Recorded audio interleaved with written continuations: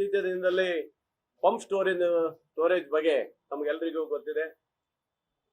ಬಹಳ ಹೋರಾಟಗಳು ಬಹಳಷ್ಟು ಜನ ಸ್ವಾಮೀಜಿಯವರು ಮಾಡಿದ್ದಾರೆ. ಬಹಳಷ್ಟು ಜನ ಹೋರಾಟ ಸುದ್ದಿ ಸಮಾಚಾರಗಳು ಬರ್ತಾನೆ ಇದೆ.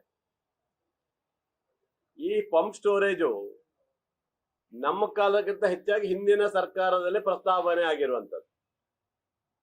ಇದು ಇವತ್ತು ಇಡೀ ರಾಜ್ಯದ ಗಮನ ಸೆಳೆದಿರುವಂತ ಪಂಪ್ ಸ್ಟೋರೇಜ್ ಅಲ್ಲಿ ಇವತ್ತು ಬಹಳ ಜನರಿಗೆ ಇದ್ರ ಬಗ್ಗೆ ಮಾಹಿತಿಗಳು ತಪ್ಪು ಹೇಳ್ತಾ ಇದ್ದಾರೆ. ನೋಡಿ, ಹೋರಾಟ ಮಾಡ್ಲಿಕ್ಕೆ ಶಿವಮೊಗ್ಗ ಜಿಲ್ಲೆ ಇದು ಹೋರಾಟದ ನೆಲೆ. ಇದಕ್ಕೆ ರೈತರು ಮಾಡ್ಬೋದು, ಸ್ವಾಮೀಜಿಯವರು ಮಾಡ್ಬೋದು, ಸಾರ್ವಜನಿಕರು ಮಾಡ್ಬೋದು, ಎಲ್ಲರೂ ಮಾಡ್ಲಿಕ್ಕೆ ಹಕ್ಕಿದೆ. ನಾನು ಯಾವುದೇ ಅಭ್ಯಂತರ ಇಲ್ಲ ನಮಗೆ. ಆದರೆ ಈ ಯೋಜನೆಯಿಂದ ಏನಾಗುತ್ತೆ ಅನ್ನೋಂತ ಒಬ್ರು ಸರಿಯಾದ ಉತ್ತರವನ್ನು ಕೊಡ್ತಾ ಇಲ್ಲ. ಆದ್ರೆ ಅದ್ರ ಬಗ್ಗೆ ಅಂದ್ರೆ ಈ ಯೋಜನೆ ದೊಡ್ಡ ಯೋಜನೆ, ಅದಕ್ಕೆ ಬಿಜೆಪಿಯವರು ಸಾಥ್ ಕೊಡೋ ಮೂಲಕ ಈ ಯೋಜನೆಯಿಂದ ದೊಡ್ಡ ಮೊತ್ತವನ್ನ ಅಂದ್ರೆ ಭ್ರಷ್ಟಾಚಾರವನ್ನು ಮಾಡಿದ್ದಾರೆ, ಅದರಲ್ಲಿ ಹಣವನ್ನ ಹೊಡೆದಿದ್ದಾರೆ ಅನ್ನೋ ರೀತಿಯಲ್ಲಿ ಮಾಜಿ ಹಾಲಪ್ಪ ಇತರೆ ಬಿಜೆಪಿಯ ಮುಖಂಡರುಗಳು ಸಾಗರದಲ್ಲಿ ಭಾರಿ ದೊಡ್ಡ ಇದರಲ್ಲಿ ಅದು ಕೂಗಾಟ ಮಾಡಿದ್ದಾರೆ. ಅಂದ್ರೆ ಯಾವ್ದಾದ್ರು ಯೋಜನೆ ತರುವಂತದ್ದು ಬಿಜೆಪಿಯರದು ಹಣ ಹೊಡೆಯೋ ಕಾರ್ಯಕ್ರಮನೇ ಇರ್ಬೇಕಂತ ನನಗೆ ಅನ್ಸುತ್ತೆ. ಅದೇ ಹಿಂದೆ ತಂದಿರುವಂತ ಅವ್ರ ಅವಧಿಯಲ್ಲಿ ಯಡಿಯೂರಪ್ಪನವರು ಇವತ್ತು ಸಾವಿರಾರು ಕೋಟಿಯನ್ನು ಏನ್ ಇವತ್ತು ಶಿಕಾರಿಪುರಕ್ಕೆ ಮತ್ತು ಇತ್ತು ಹಾಕಿದ್ದಾರೆ, ಇವೆಲ್ಲ ಏನಾರು ಅವರು ದುಡ್ಡು ಹೊಡೆಯಕ್ಕೆ ತಂದಿರೋದ ಅಲ್ವಾ? ಅಭಿವೃದ್ಧಿಗಲ್ಲ ಅಂತ ಕಾಣ್ತೈತೆ. ಬಹುಶಃ ನಾಚಿಕೆ ಆಗ್ಬೇಕು ಅವ್ರಿಗೆಲ್ಲ. ಯಾಕಂದ್ರೆ ಸಿಗಂದೂರು ಸೇತುವೆಗೆ ಇವ್ರು ಎಷ್ಟು ದುಡ್ಡು ಹೊಡೆದ್ರೆ ಗೊತ್ತಿಲ್ಲ. ಹಂಗಾದ್ರೆ ಇವರೆಲ್ಲ ದುಡ್ಡು ಹೊಡೆದಿದಾರ? ಸಿಕ್ಕಾಪಟ್ಟೆ ದುಡ್ಡು ಹೊಡೆದಿರ್ಬೇಕೇನ? ನಾವ್ ಯಾವ ತರ ಹೇಳಿದ್ವಿ, ಯಾವ ತರ ಸುಮ್ಮನೆ. ಹಾಗಾಗಿ ಇವೆಲ್ಲ ಅವರ ಯೋಚನೆಗಳು ಗೊತ್ತಾಗತ್ತೆ. ಇವೆಲ್ಲ ಅಂದ್ರೆ ತಾವು ಮಾಡಿದ್ದೇ ಇರ್ಬೇಕು ಬಹುಶಃ. ಅದರಿಂದ ಅವ್ರ ಅನುಭವ ಇರಬೇಕು, ದುಡ್ಡು ಹೊಡೆಯೋ ಅನುಭವ ಇರಬೇಕು, ಅದಕ್ಕೆ ಹೇಳ್ತಾರೆ ಅಂತ ಕಾಣ್ತದೆ. ನಮಗೆ ಅನಿಸಿದ್ದು ಈ ಯೋಜನೆ ಇಡೀ ದೇಶದ ಎರಡನೇ ಅತಿ ದೊಡ್ಡ ಯೋಜನೆ.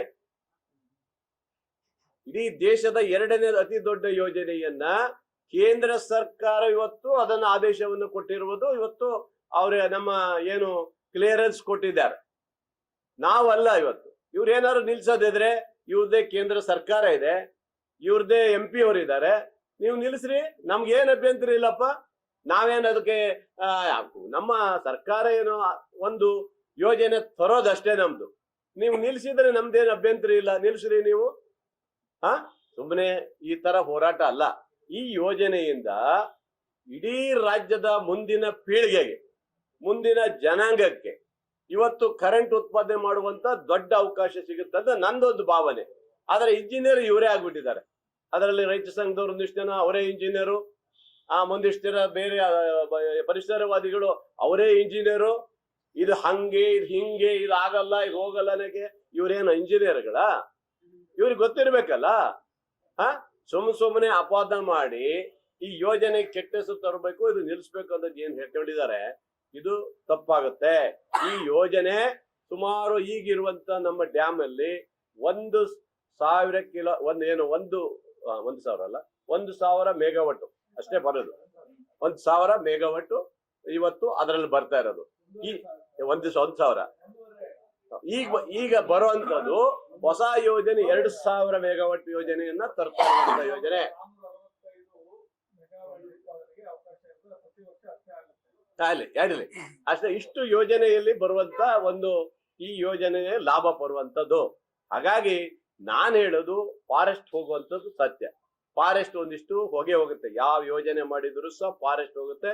ಇವತ್ತು ಸಾಗರದಿಂದ ಹೊಸನಗರಕ್ಕೆ, ಶಿವಮೊಗ್ಗದಿಂದ ಸಾಗರ ಎಂಡಿಗೆ ಇವತ್ತೇನು ಹೈವೇ ಮಾಡ್ತಾರೆ, ಎಷ್ಟು ಎಕರೆ ಹೋಗುತ್ತೆ ಅನ್ನೋದು ನೀವು ಕೇಳ್ಬೇಕು. 1,000 ಎಕರೆ ಅದರಲ್ಲೂ ಹೋಗುತ್ತೆ. ಆದ್ರೂ ಹೈವೇ ಮಾಡಲ್ವಾ? ಆ ಯೋಜನೆಯನ್ನು ನಿಲ್ಸಲ್ಲ ನೀವು ಯಾರು. ಹಾಗೆ ಇವತ್ತು ಆ ಜಾಗಕ್ಕೆ ಪರ್ಯಾಯವಾಗಿ ಸುಮಾರು 500 ಎಕರೆಯನ್ನು ಎಲ್ಲೋ ಕೊಡ್ಬೇಕಂತ ಈಗಾಗಲೇ ಸರ್ಕಾರ ತೀರ್ಮಾನ ಮಾಡಿ ಚಿಕ್ಕಮಗಳೂರು ಹತ್ರ ತೀರ್ಮಾನ ಮಾಡಿದ್ದಾರೆ. ಹಾಗಾಗಿ ಅಂದ್ರೆ ಒಂದು ಯೋಜನೆ ಮಾಡಿದಾಗ ಪರಿಸರ ನಾಶ ಆಗೋದು ಸಹಜ ಇರುತ್ತೆ. ಆದ್ರೆ ಈ ಯೋಜನೆ ಮುಂದಿನ ಪೀಳಿಗೆಗೆ, ಜನರೇಷನ್ಗೆ ಮುಂದೆ ಅನುಕೂಲ ಆಗ್ಬೇಕು ಅನ್ನೋದು. ಯಾಕಂದ್ರೆ ಮತ್ತೆಲ್ಲೂ ನಾವು ಡ್ಯಾಮ್ ಕಟ್ಟಕ್ ಆಗಲ್ಲ. ಅದರಿಂದ ಸುಮ್ಮನೆ ಬೋಗಸ್ ಆಗಿ ಏನೇನೋ ಮಾತಾಡಿ ಸುಮ್ಮನೆ ಯೋಜನೆ ಬಗ್ಗೆ ಕೆಟ್ಟ ಹೆಸರು ತರುವಂತದನ್ನ ನಿಲ್ಲಿಸ್ಬೇಕು. ನಿಮ್ಮ ಹೋರಾಟ ನೀವು ಮಾಡಿ. ಬೇಕು ಅನ್ನೋರು ಹೋರಾಟ ನಮ್ಮ ಹತ್ರ ಇದೆ, ನಾವು ತೋರಿಸ್ತೀವಿ ಬೇಕು ಅಂತ ಹೋರಾಟ. ಆದ್ರೆ ಬಿಜೆಪಿಯವರಿಗೆ ನಾಚಿಕೆ ಆಗ್ಬೇಕು. ರೈತ ಸಂಘದವ್ರ ಜೊತೆ ಕೂತ್ಕೊಂಡು ಬಿಜೆಪಿಯವರು ಹೋರಾಟ ಮಾಡ್ತಾರಂದ್ರೆ ಇವ್ರು ಯಾವ ಮಟ್ಟಕ್ಕೆ ಹೋಗಿದ್ದಾರೆ ಯೋಚನೆ ಮಾಡ್ಬೇಕು. ಇವತ್ತು ರಾಘವೇಂದ್ರ ಹೇಳಿ, ನಾವು ಭ್ರಷ್ಟಾಚಾರದಲ್ಲೇ ನಾವೆಲ್ಲ ಹಿಂದೆ ಅಭಿವೃದ್ಧಿ ಮಾಡಿದೀವಿ, ನಾವು ಲಂಚ ಹೊಡೆದಿದ್ದೀವಿ, ಅದಕ್ಕೆ ಯೋಜನೆ ತಂದೀವಿ ಅಂತ ಅವ್ರು ಹೇಳ್ತಾರಾ? ಇಲ್ಲಲ್ಲ. ಹಾಗಾಗಿ ಇಂಥ ಯೋಜನೆಗಳನ್ನ ಒಂದು ಒಂದು ಜನರಿಗೆ ಮುಟ್ಟುವಂತ ಯೋಜನೆಯನ್ನು ರಾಜ್ಯ ಸರ್ಕಾರ ತಂದಿದೆ. ಹಾಗಾಗಿ ಸುಮ್ಮನೆ ಗೊಂದಲ ಸೃಷ್ಟಿಸುವಂತದನ್ನ ಬಿಡಬೇಕು. ಬಿಜೆಪಿ ಇರ್ಬೋದು, ರೈತ ಸಂಘ ಇರ್ಬೋದು, ಅಥವಾ ಕೆಲವು ಸ್ವಾಮೀಜಿಗಳು ಸಹ ಬಂದಿದ್ದಾರೆ. ಅವರಿಗೂ ಸ್ವಾಮೀಜಿಯವರಿಗೆ ನಾನು ಕೈ ಮುಗ್ದು ಹೇಳೋದಷ್ಟೇ, ಸ್ವಾಮೀಜಿಯವರೇ, ಇದು ಮುಂದಿನ ಜನಾಂಗಕ್ಕೆ ಒಳ್ಳೆಯವಾದಂತ ಒಂದು ಯೋಜನೆ. ಇದನ್ನ ಮಾಡೋಕ್ಕೆ ಅವಕಾಶ ಮಾಡಿಕೊಡ್ಬೇಕು. ಸಾರ್ವಜನಿಕರಿಗೆ ಗೊಂದಲ ಮಾಡೋದು ಬೇಡ ಅಂತೇಳಿ ನಾನು ಇಡೀ ನನ್ನ ಸಾಗರ ಕ್ಷೇತ್ರದ ಜನರಿಗೆ, ಸ್ವಾಮೀಜಿಗಳಿಗೆ, ರೈತ ಸಂಘದವರಿಗೆ ಅಥವಾ ಬಿಜೆಪಿ ಹೋರಾಟಗಾರರಿಗೂ ನಾನು ಇವತ್ತು ಆ ಸಂದೇಶವನ್ನು ಕೊಡ್ತಾ ಇದ್ದೀನಿ. ಇದು ಅದರ ಜೊತೆಗೆ ಇವತ್ತು ಮಳೆಗಾಲ ಏನ್ ಇವತ್ತು ಬಂದಿದೆ, ಮತ್ತೆ ಇತ್ತೀಚೆಗೆ ಮತ್ತೆ ಮಳೆ ಜಾಸ್ತಿ ಆಗಿದೆ. ಸ್ನೇಹಿತರೆ, ನಾನು ರಾಜ್ಯ ಸರ್ಕಾರಕ್ಕೆ ಈಗಾಗಲೇ ಮಾನ್ಯ ಮುಖ್ಯಮಂತ್ರಿಗಳು ಬರ ಪರಿಹಾರದ ಈಗಾಗಲೇ ಸುಮಾರು 350-400 ಕೋಟಿ ರೂಪಾಯಿ ಬಿಡುಗಡೆ ಮಾಡಿದ್ದಾರೆ. ಅದು ಒಂದೇ ಸಾಕಾಗೋದಿಲ್ಲ. ರಾಜ್ಯದ ರೈತ ಇವತ್ತು ಬಡ ಜನರು ಏನು ಮನೆಯನ್ನ ಇವತ್ತು ಮಳೆಗಾಲದ ಹಿಂದಿನ ಮಳೆಗಾಲದಲ್ಲಿ ಕಳ್ಕೊಂಡಿದ್ದಾರೆ, ಅದಕ್ಕೆ ಆದಷ್ಟು ಬೇಗ ಪರಿಹಾರ ಕೊಡಬೇಕು. ಮತ್ತು ನಮ್ಮ ಕೊಳೆ ರೋಗದಿಂದ ಅಡಿಕೆ ಹಾನಿಯಾಗಿರುವುದರಿಂದ ಅದನ್ನು ಸಹ ವಿಧಾನಸಭೆಯಲ್ಲಿ ಚರ್ಚೆ ಮಾಡಿದ್ದೆ, ಕೊಡ್ತೀನಿ ಅಂತ ಹೇಳಿದ್ದಾರೆ. ಎಲೆಚುಕ್ಕೆ ರೋಗದಿಂದಲೂ ಸಹ ಆ ಹಾನಿಗೂ ಸಹ ತಕ್ಷಣವನ್ನ ರಾಜ್ಯ ಸರ್ಕಾರ ದುಡ್ಡು ಬಿಡುಗಡೆ ಮಾಡಬೇಕಂತ ಹೇಳಿ ನಾನು ಸರ್ಕಾರಕ್ಕೆ ಇವತ್ತು ಸಲಹೆ ಕೊಡ್ತಾ ಇದ್ದೀನಿ.